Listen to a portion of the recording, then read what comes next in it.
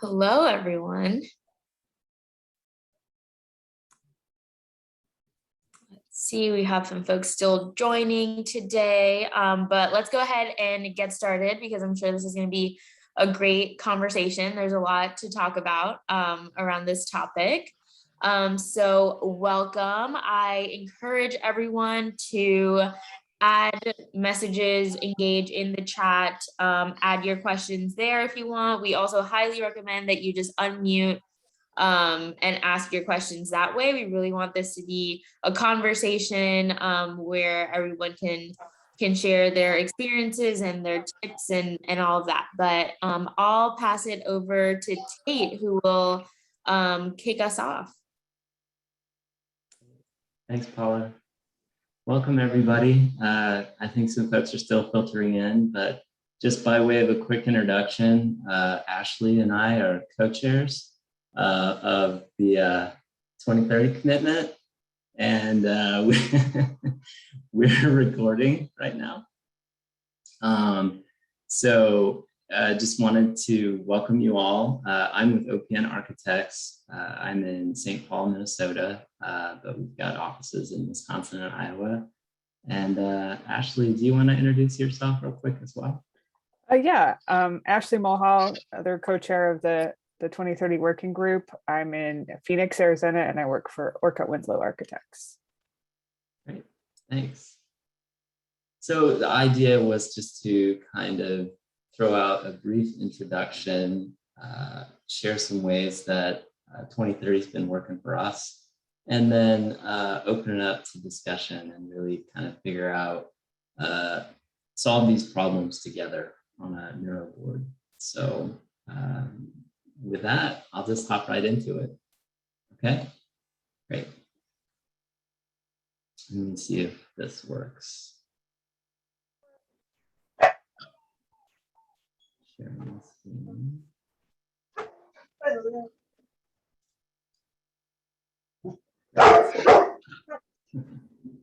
Awesome. If you could mute. Usually it's my dog, so it's no big deal. So great. Just want to tee this up in the right way. Climate change is on the public conscience, and we have a role to play here. So it's really important that this works for architects. And we've been at this for a while. We've been at this for like 10 years, many of us, since the 70s, but at least laser focus on 2030 for over the last 10 years. And that's given us a lot of advantages, right? We know how this works. We know how to do this, and it's not uncommon to run into peaks and to plateau for a while. But the next step is to really change things up and to redefine your goals and renew your commitment, just like a good marriage, right? If you want to have staying power, if you want this to be sustainable over the long term, those are going to be requirements. So the tricky part here has been this major shift from energy to carbon. And I think that's really kind of the heart of this change this transformation we're all undergoing together, and how we're making that leap from an implicit sort of energy to carbon metric to something more explicit, and how that's playing out. Right. Going backwards.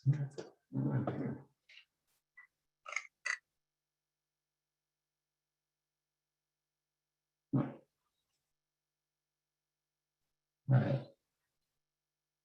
So why it's still relevant, right? It's accessible, and we've built this sort of common language amongst the profession on UI and LPD, which has been the sort of cornerstone of the program for a long time. And I think that's super relevant. But oh, my lunch is here. Thanks, Kai. But it is, and it's I think it's really powerful. These two simple metrics. It's very accessible. But it's also had a lot of recent growth, right, into the framework for design excellence, for one. It's had this long use in practice throughout lots and lots of projects over the years where it's been pilot. It's been integrated into our awards, in a lot of cases into the honor awards, certainly here in Minnesota and Wisconsin. And it's starting to become something that clients are asking for on a consistent basis. We've integrated into Wisconsin's requirements for any public projects. And then we've got a suite of new tools, right? So there are all these resources out there that we've been publishing, that we've been integrating into practice. The DDX just relaunched last year, and it's a lot more powerful and easier to access than it was in the past. But there's also the new strategic sustainability action plan document. There's TOPT, advanced guides for energy modeling, and those are just within the AIA. So there's a lot of just great things that are, coming up, and not to mention externally. What I've seen is a real consistency in the education, right? Market. At every conference, there is a 2030 commitment. There's some session on that, and we just had some recent sessions that are now up on AIAU for the small, medium, large type firms that really kind of dive into the different scales of practices and how certain solutions will be really applicable depending on what your organizational structure is. And then the other thing that I've really noticed is the grassroots organizing around it, which makes it super powerful. Local chapters, roundtables, and peer networks are popping up, and they're really helping to promote this growth. So I think, one of the things that you would expect for a program that is older than 10 years old is for participation to kind of level off. But what we've seen is like a 40% growth in program participation since 2018. And that's through some pretty amazing hardships over that time. So is it relevant? Yes, absolutely. Does it need to be tweaked or tuned up? Absolutely too. And these are just kind of a few quick anecdotes from how we're perceiving it. We're looking at it at OPN Architects. We've been at it since 2014. And I think just originally, like looking at the barriers to high performance within our own practice, we really sort of started to see ways that we could lessen, reduce, eliminate barriers and allow that change to happen in the way that we wanted to see it.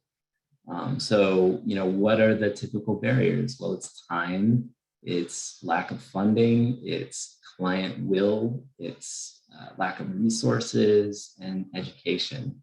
And how we were addressing all these things and not just siloing them and looking at them independently was a really important sort of way to moving the business forward. Seeing as I can't be on every project at once.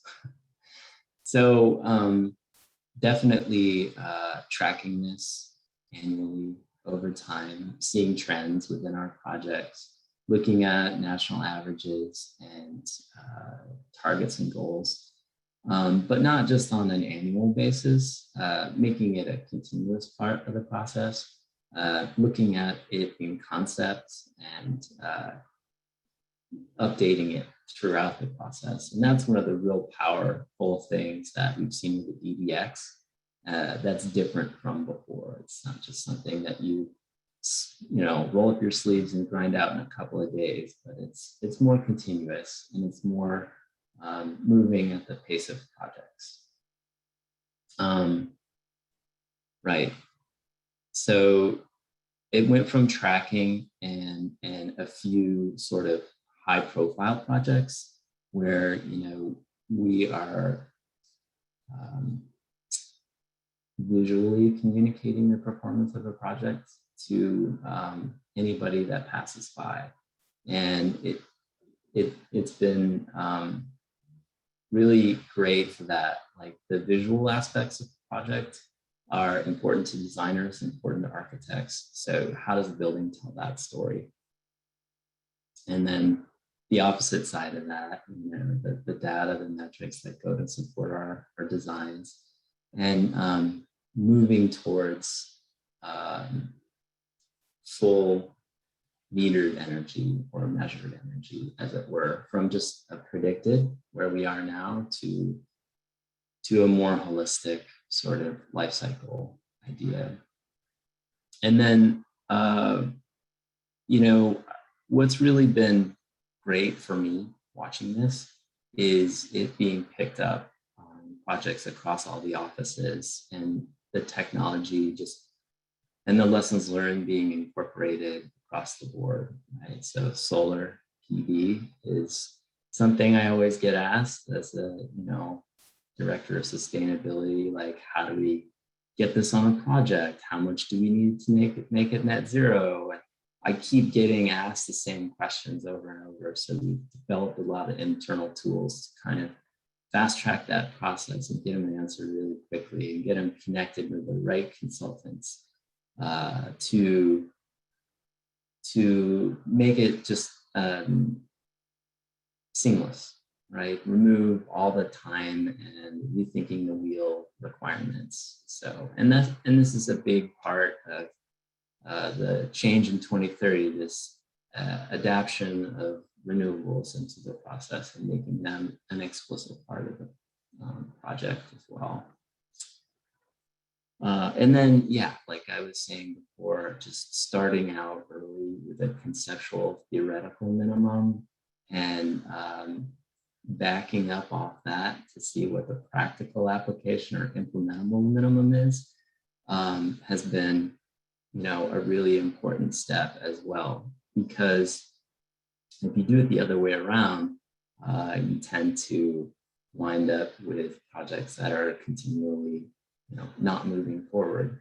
So taking some time, doing some research about what the theoretical minimum is for each project type, and really coming up with examples in your market that are achievable and can be a real driver. So I got some big questions for you.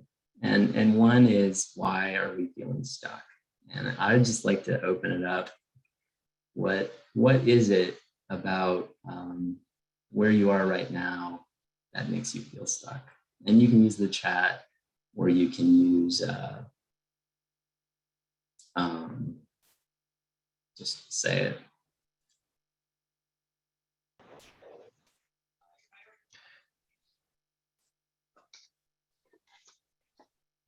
Well, I can chime in. For us, I work at Valley Bransinger Architects in New Hampshire, and we've been implementing this program at our firm, and we're starting to get asked by clients how to implement carbon zero buildings, not just net zero energy ready buildings, and that goes into the embodied carbon that is now reportable on the 2030 website, and you highlighted that. Tate. So I definitely appreciate that, and we've started to put that in.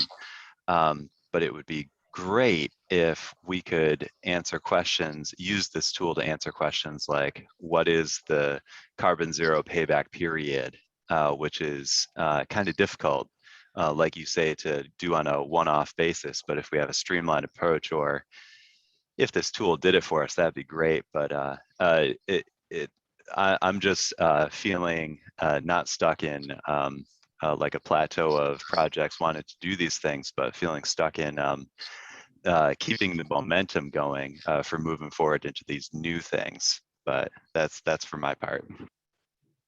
That's great. I think that's a big theme that we talk about a lot actually is, the DDX being a tracking mechanism as opposed to a tool for actually estimating carbon embodied or operational or transportational.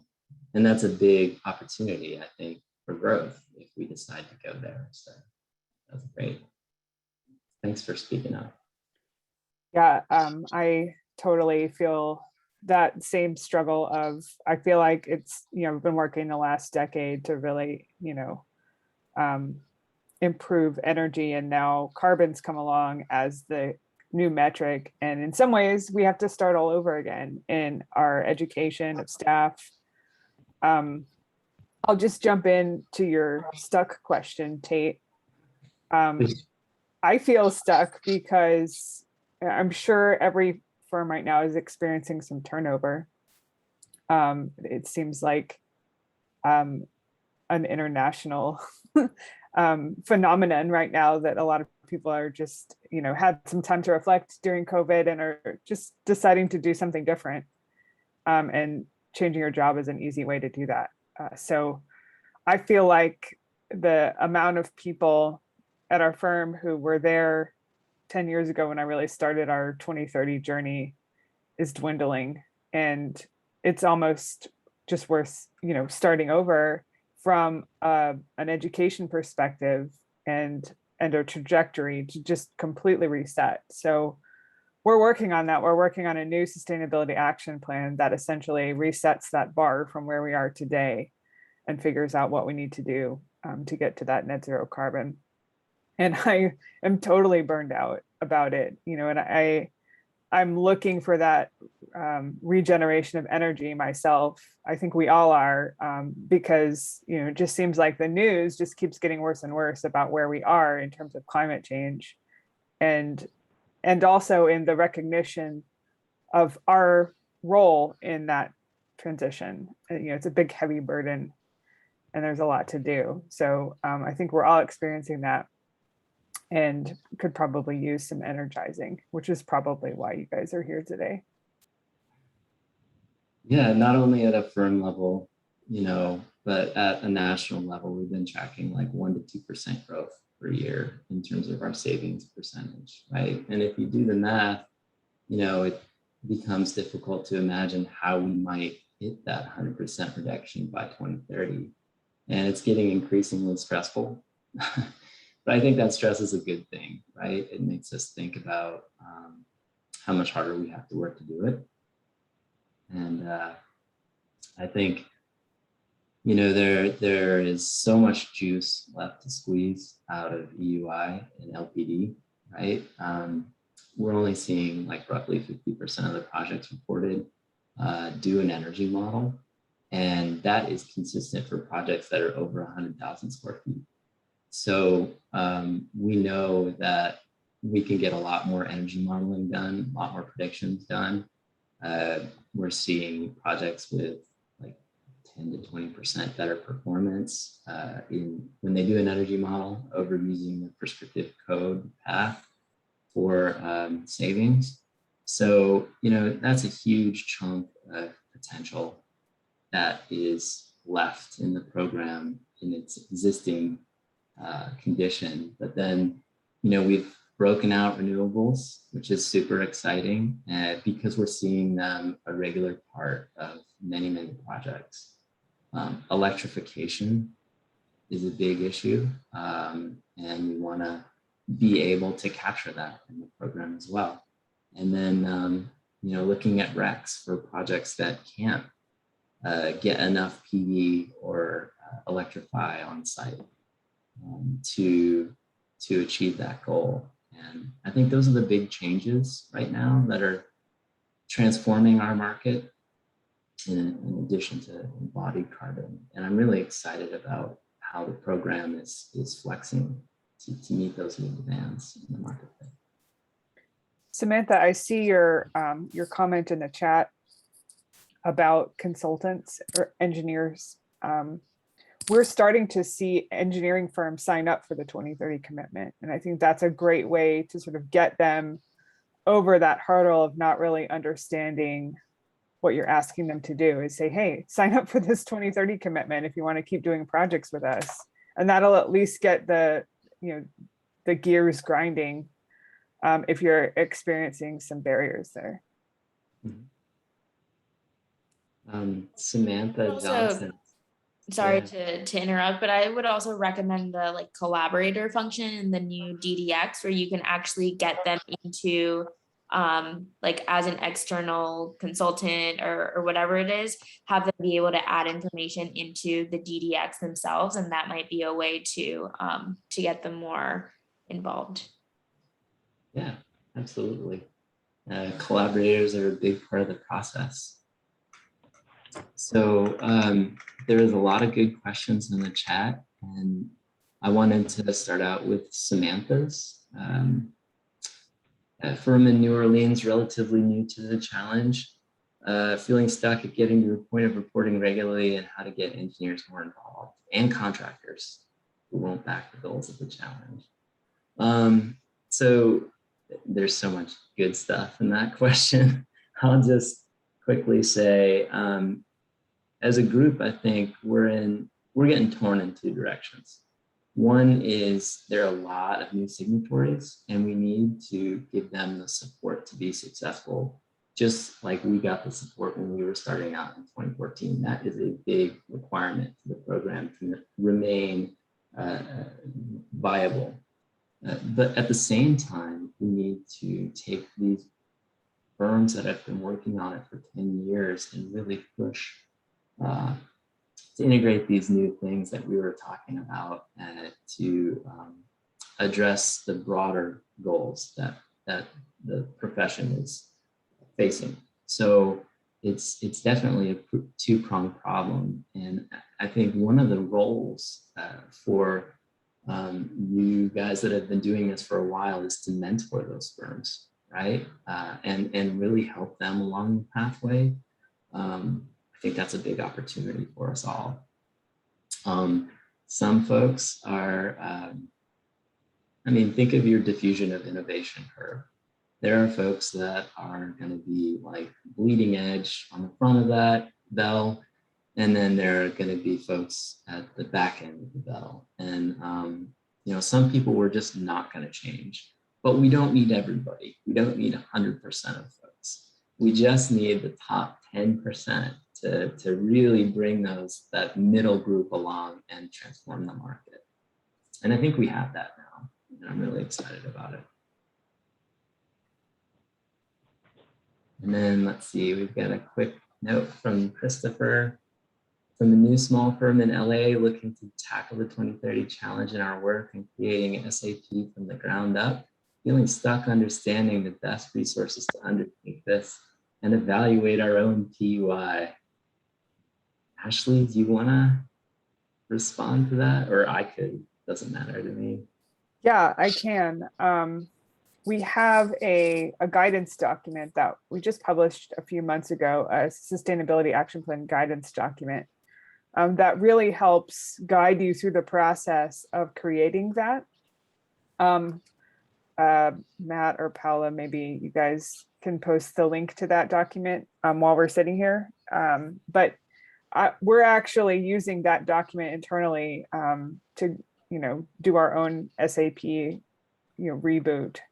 And it's incredibly rich. It asks some great questions that you kind of can take back to your firm leadership to really figure out what's the best path for you and the best structure for your firm to continue to make progress. So, I would recommend that guidance document for anybody who's feeling stuck, even if you already have an SAP, because it really posed some questions that made me even think about how we have sustainability structured in our firm. And, when we first started out, we were a firm of 60 people, and it made sense for there to be one central sustainability director and a couple of resources, but now we're double that size and it's just not working well. So we're looking at just restructuring how sustainability works in our firm.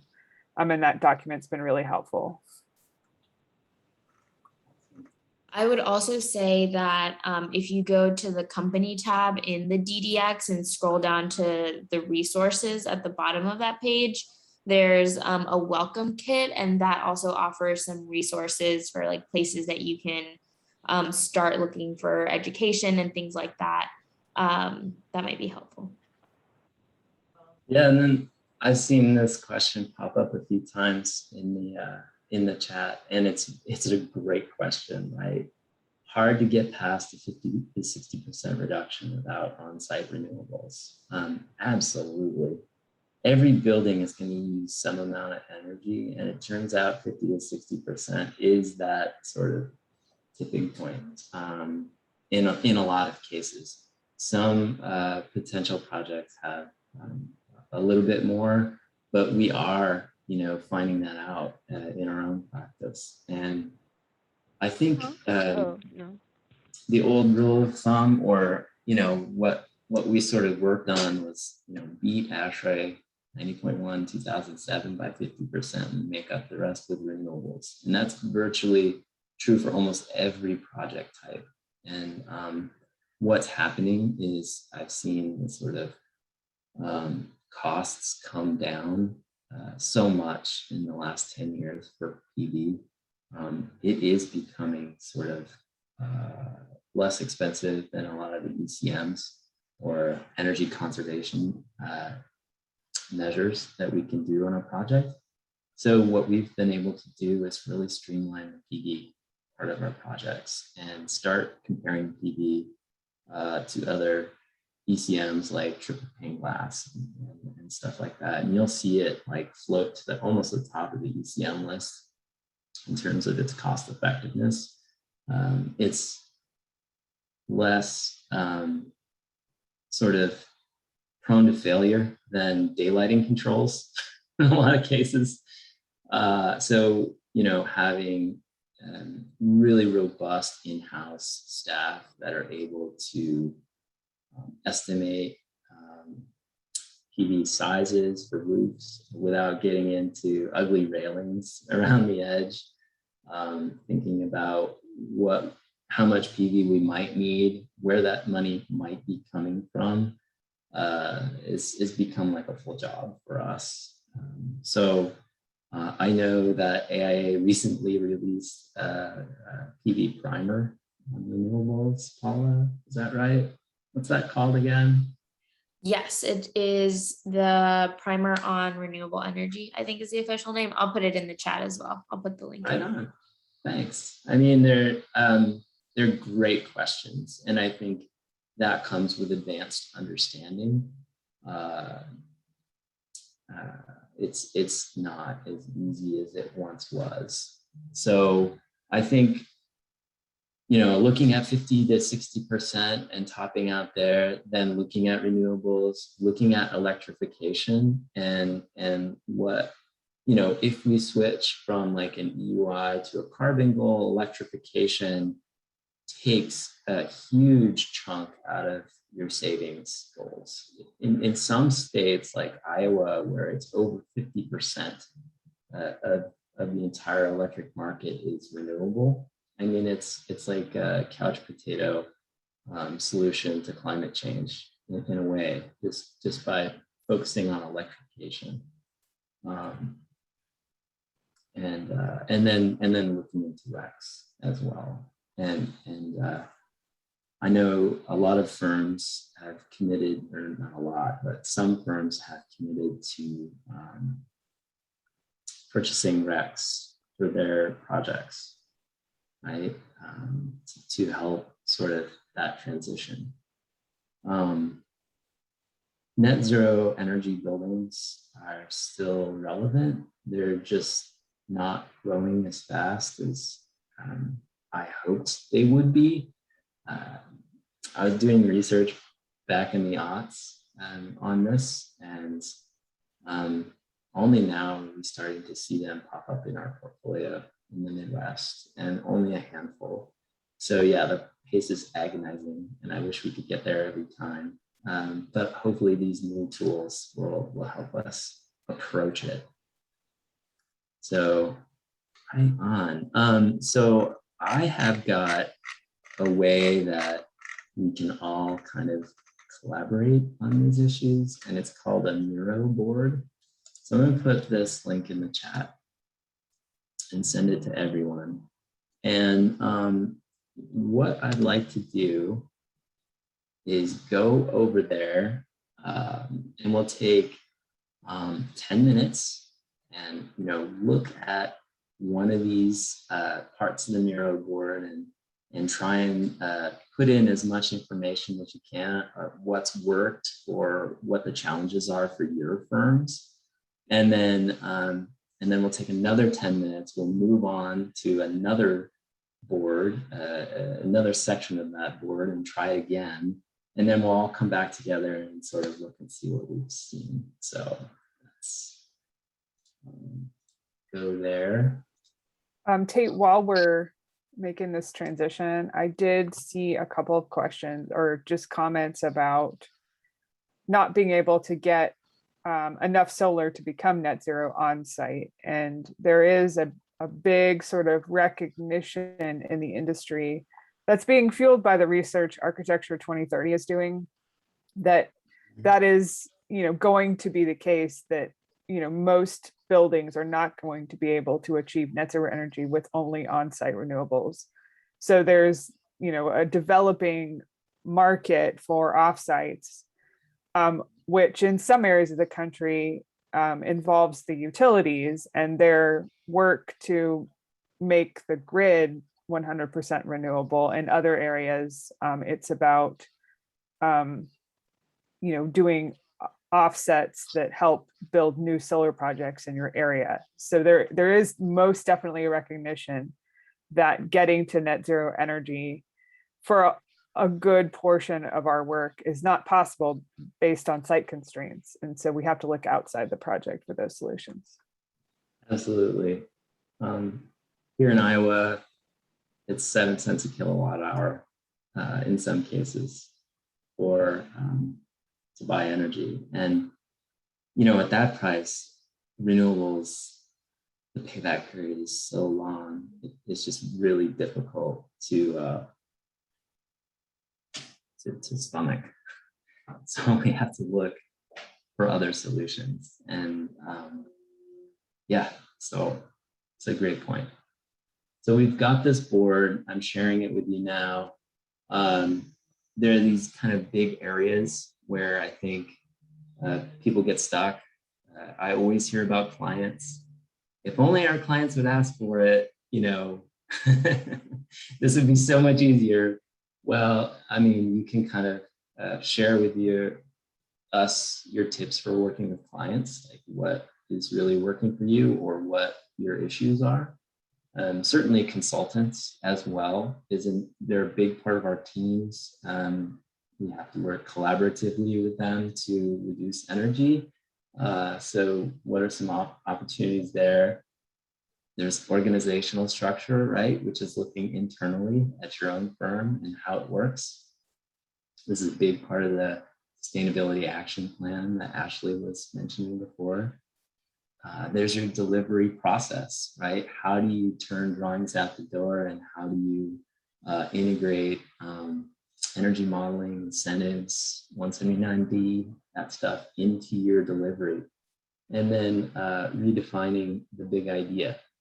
This is all about the sort of transition to carbon. It's about transparency and how we might share this information to propel the profession and not just our own firms or ourselves. And then we talked a lot about tools as well. So what are some ways that we can redefine the big idea for the 2030 commitment? Sound good?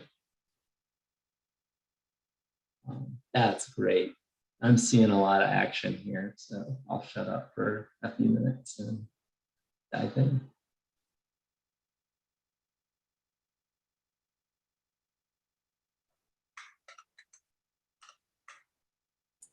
I think there, again, while we're just talking, I saw a challenge about LPD reporting. I think with the shift to carbon as the new metric, that interior projects are becoming more and more important in that carbon reduction.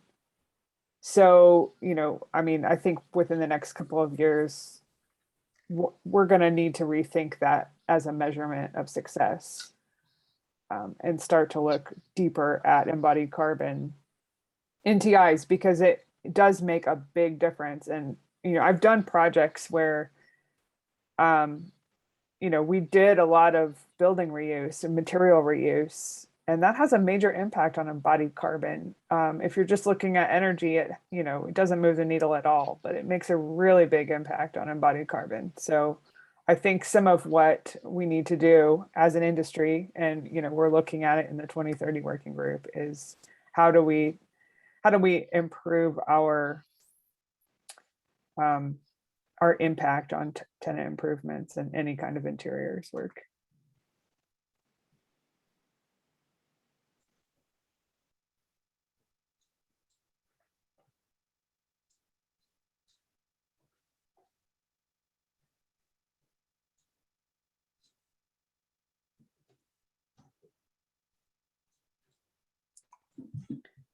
I see a comment under organizational structure about needing help convincing the office to include energy modeling, even if it hasn't been asked for. And that has certainly been a big challenge of mine. And I think I have about a 50% success rate, where half the office really has bought into that and they include energy modeling, and half the office really hasn't caught on yet. So it's a work in progress. I would say keep bringing it up. Our colleague Keith Hempel on last week's webinar about sustainability action plans, he mentioned that the institutional memory of his firm is 90 days, which means every 90 days you basically have to repeat everything for people to really remember and kind of use the information you're giving them. So I would say, every 90 days or so, remind people they need to do it, which is a horrible thing that you have to do, but it's the reality, I think, for a lot of our firms that people just forget, and that's, the reality. So if you can convince one group or team in your office to start doing it, you can start to build momentum off of that. So keep working at it.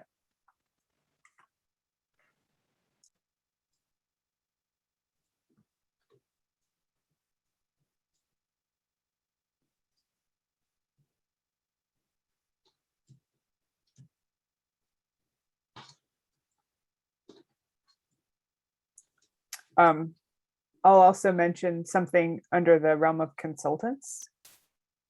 Gosh, it was probably 7 or 8 years ago. We invited all of our consultants, engineers that we work with, to our office. I mean, this is kind of difficult with COVID, but I'm sure you could do it virtually. We sat them all down together, gave them, happy hour drinks and appetizers, and said, you're going to go on this journey with us. And if you don't, we're not going to use you anymore.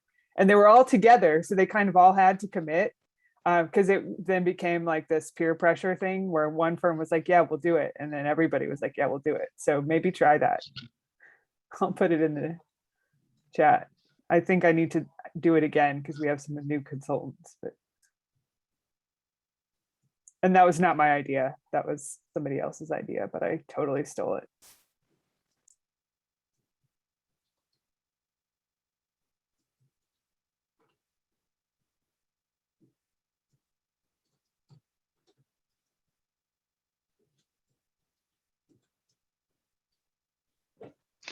One thing that has been successful for me, I see a lot about LEED and extensive documentation being approached with some derision by clients, some impatience maybe. And one thing that we've seen be successful is you frame it as how they keep us accountable. That's how the owner keeps the design team accountable. They are having a third party check and make sure that when we say a building has good daylighting, for example, it's proven. That's just for what that's worth. I see a lot of that on the client side there.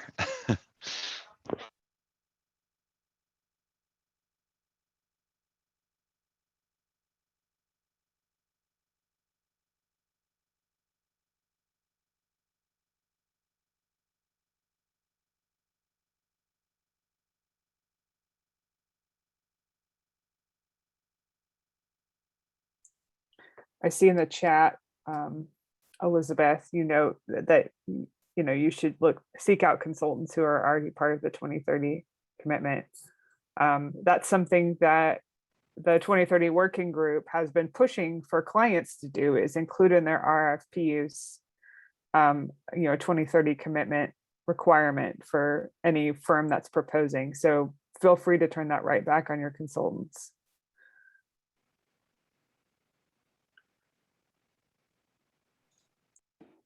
This is great. We're like 10 minutes in. I'm still seeing a lot of notes going up. Feel free to move around and place your comments in any box or nearby, because we seem to be filling up, which is fine. It's actually a good thing. And don't worry about repeating comments. We see it many times. It just emphasizes how important it is in the process. So just get them up there. Thanks.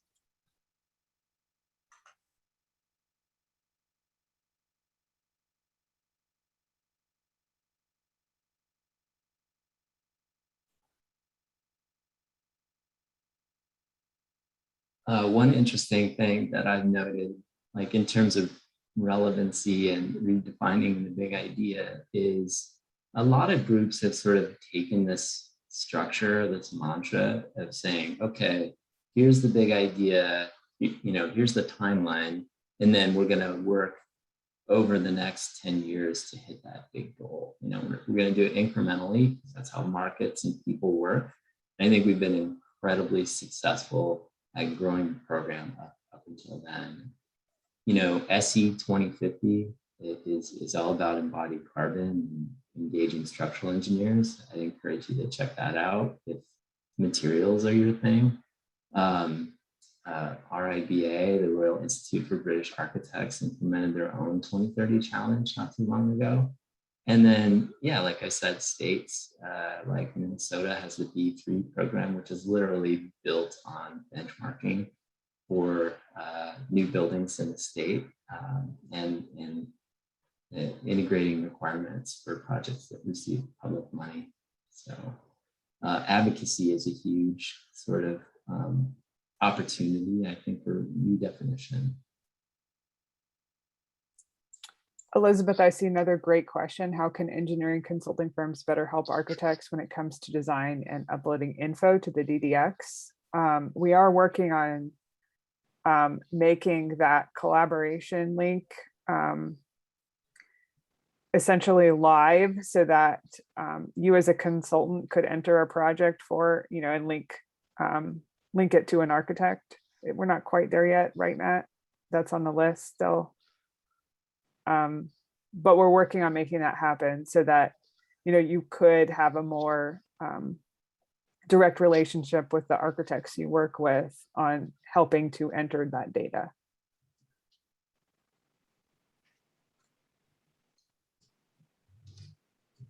That's spot on, actually. That probably won't be in place for the 2021 reporting cycle. Right. Yeah. I think it's going to take spring. another year. But it's definitely something we've been hearing. And I think the baby step to that Paula mentioned earlier is using the collaborator function to add the external one. And if you're not working with an engineer or a consultant who's already part of the 2030, bringing them into the fold, understanding the data that you're collecting, the data that you're expecting them to help you collect, and bring them in as part of that process.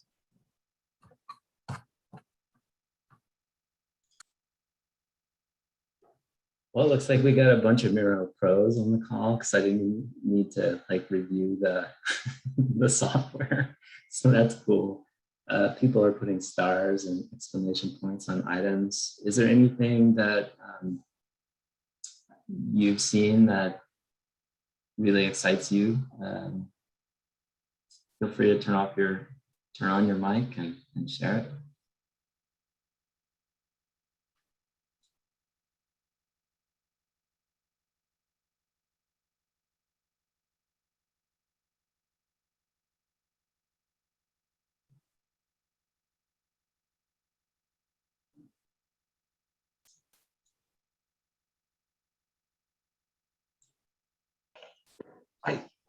I have a comment.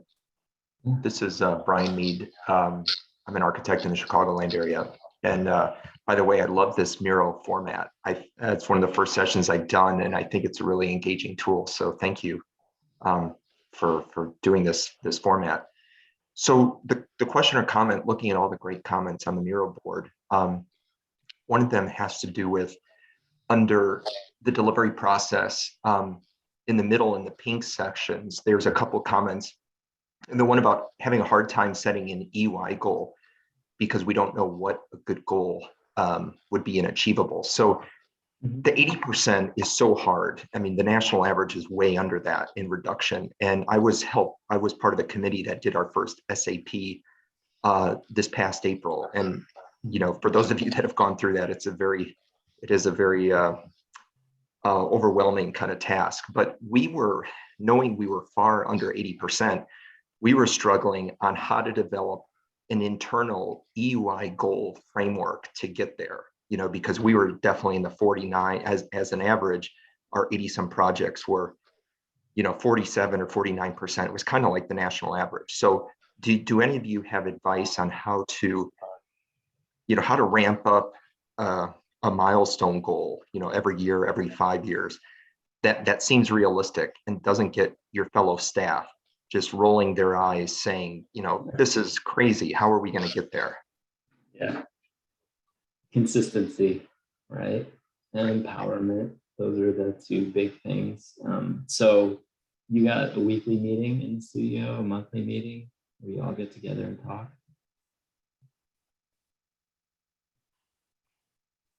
That's a great opportunity to, you know, highlight a project, talk about the process, talk about a particular client or a consultant that's doing great things. Just make it, you know, make it an item, right? And I think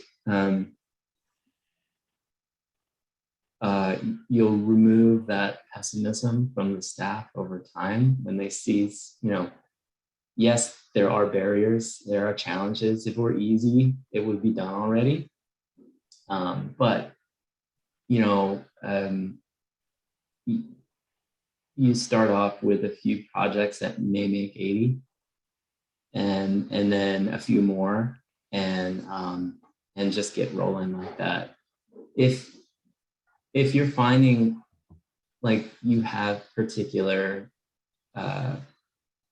project types, you know, what are those and where do they fall and what percentage of your portfolio do they take up?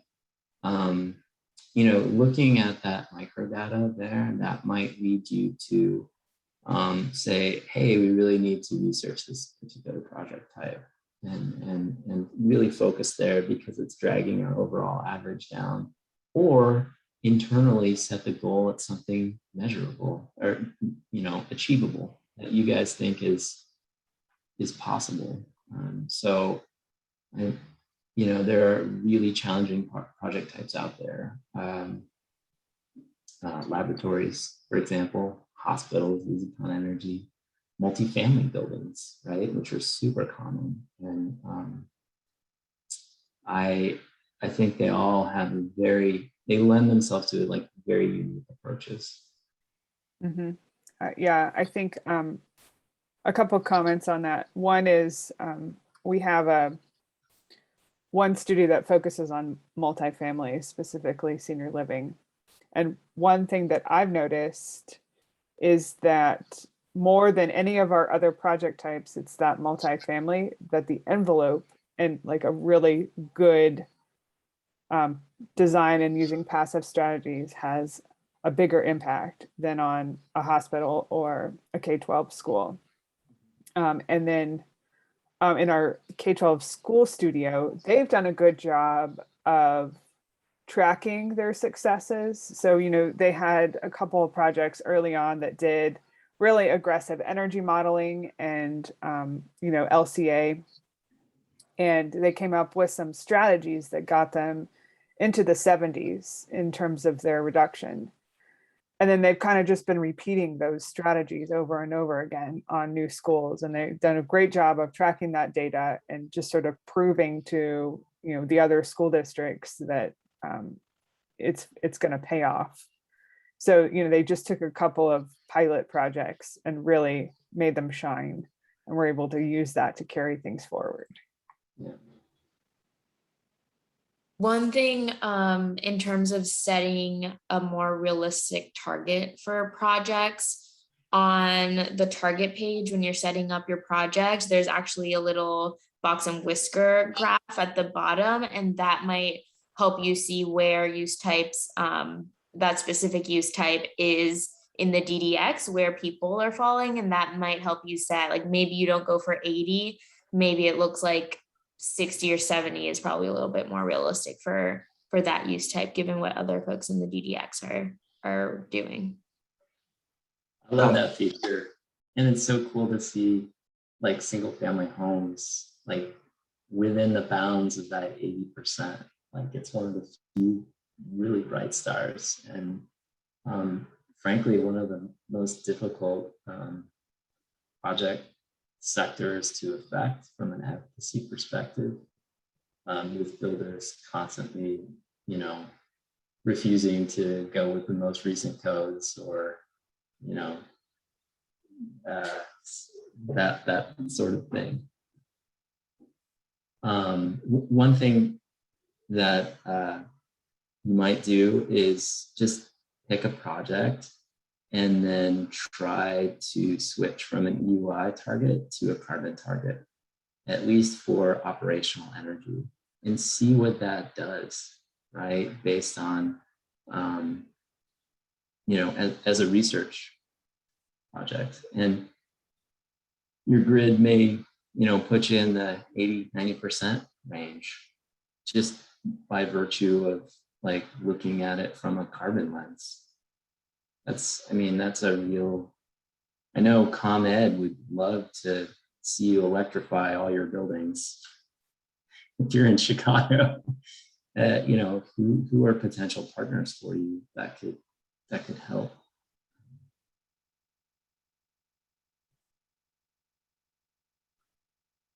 That's great. Well, it's 10:02.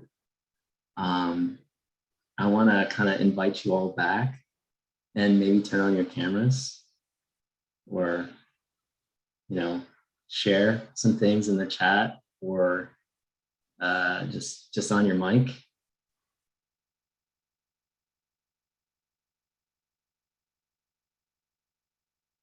I definitely want you guys all to leave empowered to go out there and make change.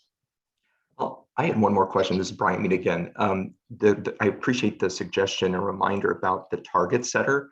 So we actually did that because of the 80% daunting task. So I work a lot in our municipal group that does a lot of public buildings, courts, police, fire, city halls. And, we're way under that. So I set the firm target to 60% reduction for all those building types. However, we're still new at this within 2 years of the whole 2030 in DDX. And we're only tracking about a quarter to a third of our projects that are trying to get some amount of Cove tool energy modeling. So unless the DDX reporting is linked to a model, it doesn't save our target, right? So even if we try to do the 60%, it'll default to whatever energy code it is linked to that project. So it often says, when you look at the portfolio listing, it'll default it down to 47 or 49% reduction. So unless we can get more and more team members to start doing energy modeling, it's hard to track how we're progressing. That's definitely true. It is. Half the battle is just getting that model done. Yes. And architects don't necessarily want to be energy modelers. So what do you do, right? One suggestion is to pick an advanced code like ASHRAE 90.1 2016 and just design to that. It's prescriptive. You don't really need to think about stuff too much. It is cost effective because it had to go through those tests. And you can just do it in the background, and instead of getting a 49, it will be 56 or something like that. I don't know off the top of my head, but that's a quick, easy, low-hanging fruit way to get there. If it's a municipal project, is it, there's like an Illinois Clean Energy Fund that has a bunch of incentives, like not just, you know, savings-based incentive, but it's grant funding. So if the project qualifies, which I think it typically is hard not to, you know, there's some great opportunities to get to net zero in municipal buildings in Illinois. And talk to Elizabeth Sale at White Construction, because she's the local expert there. She's really good at doing it K through 12 and other similar project types in that area.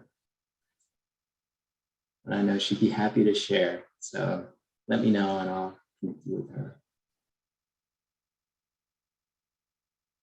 Fire stations are a big part of our work.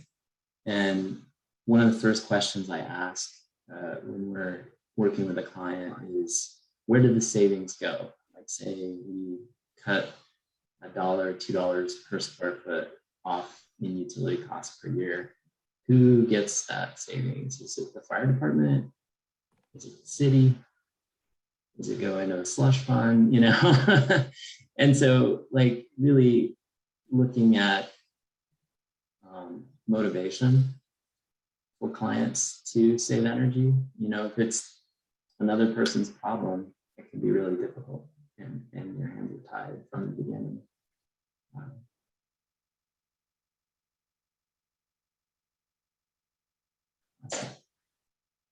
So target finder and net zero calculation early in the process, have a conversation with the team and owner as needs to be the target for the project. You'll be surprised at how many times it's easier to achieve if the target is explicit early on. Yeah, you just gotta show them how. Let them tell you no, that's fine, but don't use it as a smokescreen not to have to do the work. That's, you know, it's too expensive. It's just,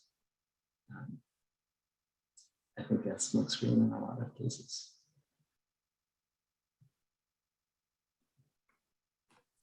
Well, Yeah.